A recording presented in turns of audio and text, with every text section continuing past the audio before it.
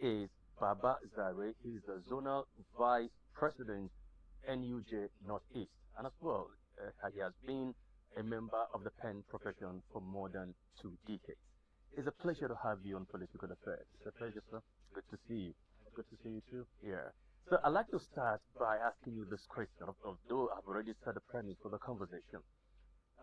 The conversation today in Nigeria seems to revolve around 2027 general elections. And if you look at it, it sounds and looks as if the calendar Nigeria uses doesn't even have 2026 in it because the conversation is all about 2027. Talk to me. What could have informed this heated debate, political space being heated more like we've never seen before? Thank you very much, thank you very much. Mm. It is customary in Nigeria that since the emergence of democratic dispensation, you discover that 2 years to the election proper, Yeah. the system tends to get heated, and politicians begin to uh, put their acts together. And sometimes, not even the politicians, their followers. Their followers will start agitating for who occupies what and who is being returned for the second time. And invariably, you see the politicians keying in. And for those in serving, for those in government, the elected, those elected, Mm. sometimes they are caught up in the euphoria of this agitation, and they also key in and begin to heat up the system. And before you discover, you realize that a year before the election proper, the system will be so chopped up, so heat up, and at certain point, you discover that even the core essence of governance is abdicated. They tend to abdicate it because of the pressure from their members, from their followers, and the focus becomes the next election, the next election, the election. It's as if the election is going to be the following day. Mm. This is really the tradition in our democratic dispensation, which shouldn't be. In time, reaching out and working, performing your constitutional duties as an elected person. But the system is not like that. Ours get heated Mm. far a year ahead of even the election proper, which has become a culture and tradition in our democratic dispensation. I appreciate the fact that you made mention of developed countries. You know, theirs is a little bit distinct from what is being practiced here. Yeah. For instance, the Nigeria democratic system is said to be fashioned after the similitude of that of the United States of America, which means, you know, elective offices are just like a part-time job.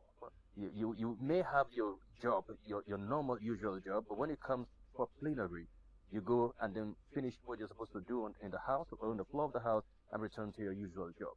Now, the system in Nigeria, what do you make of it? It seems it is uh, more lucrative than any other government job. And that's why a lot of young folks want to venture into politics because they see that this is the easiest way to making money.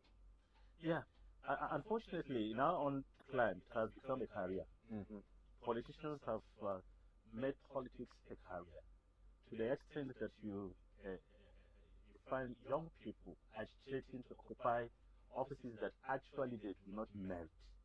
This is because of the lucrative nature, the kind of glamour, the kind of ecstasy, the kind of value those in the system attached to it.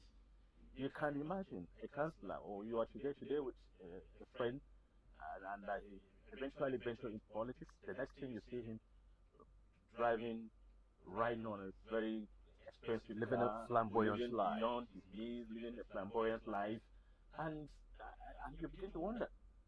So the system, politics has become a career in this country, far, far away from where we started. Mm. And in the US, where we copied our system, it is not like that. It's simply call to service. That's right. Anybody who ventures into politics is into politics to serve the people meritoriously. They are after what people will say about them, what history will recall, will remember of them of. But our system is, what are we going to accumulate? What kind of what? to the extent that even the downtrodden, if you are in politics today and you end your tenure without a single house, without a car, when you get back to your constituents, they begin to laugh at you. They make you a livestock environment, making the system kind of competitive, making the system highly corrupt, making the system in a manner that you first build yourself. You first build yourself before you begin to think about your constituents. But we give God the glory. There are a lot of emerging scenarios in governance today, particularly in Adamawa State, completely. And so it is becoming more attractive now that you could agitate to occupy a political office and begin to think about what else can I do differently. And then how can I add value to what this man is doing? And I think if we go by that, the system will be far better for us, especially for those. But do you think with what the governor of Adamawa State has been able to achieve and what he's trying to achieve the more will spark up a kind of a competition within the political space? That anyone who wants to vie for elected office will want to do much more than what the governor has done. In fact, whoever is coming after Fitri is coming to wear an oversized shoe, because the man has created a narrative. He has redefined governance. He has redefined politics. He has redefined political representation. He has redefined what you should think to do than what the system should do for you. So whoever is coming after this man, he is coming to wear an excess shoe that if he does not take time, that shoe will continue to pull him to the extent that the system will even rise against you.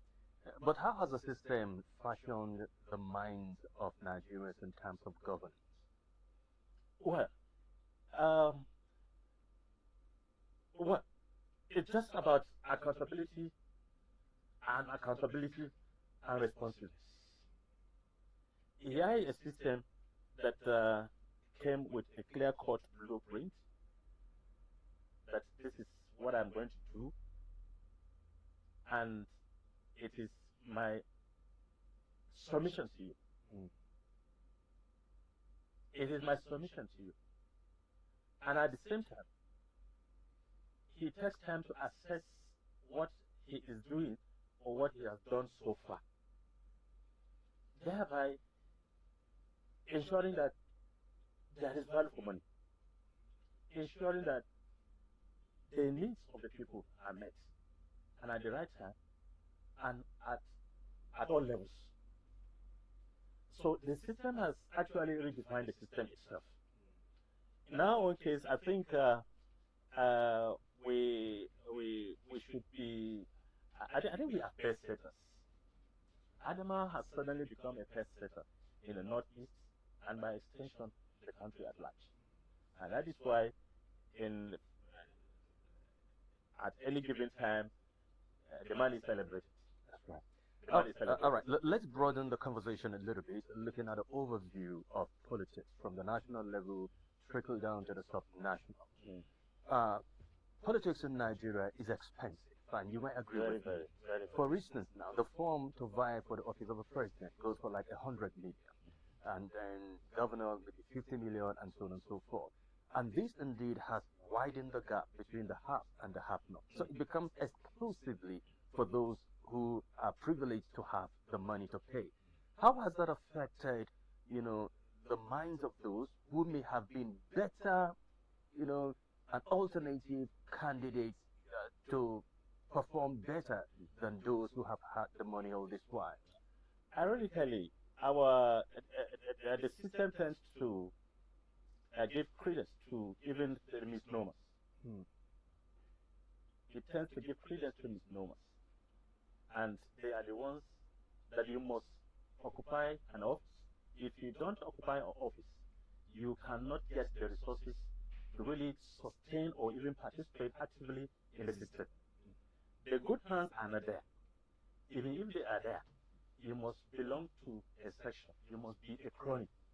If you are not a crony, you cannot enjoy any appointment. And for you to enjoy any appointment, you must be a crony. And once you enjoy that appointment, the next thing is you will now begin to build up from what you earn, either through official means or through the back doors or what have you. So it is really unfortunate that same people have now made the system so expensive to the extent that if you are not corrupt, you cannot access the system. If you are not corrupt, you cannot afford to buy to pick a phone. If you are not corrupt, you cannot afford it, or you must have godfathers that will support you and encourage you. So you think it's a deliberate creation? It is, of course, All right, deliberate. all right. Let me allow you to ponder on this because we'll take a breather. Thank you. Before now, we used to have the upper class, middle class, and the lower class. But because of the contrast now in the